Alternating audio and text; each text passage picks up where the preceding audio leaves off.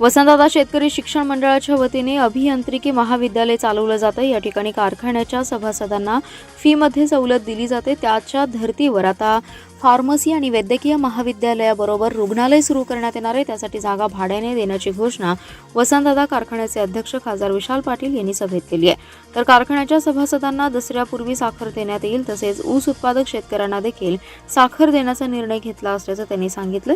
वसंतदादा शेतकरी सहकारी साखर कारखान्याची 67वी वार्षिक सर्वसाधारण सभा झाली। या सभेत खासदार विशाल पाटील बोलत होते। विशाल पाटील सभेत बोलताना म्हणाले, वसंतदादा शेतकरी मंडळाच्या माध्यमातून बुधगाव येथील वसंतदादा पाटील अभियांत्रिकी महाविद्यालय चालवलं जातं।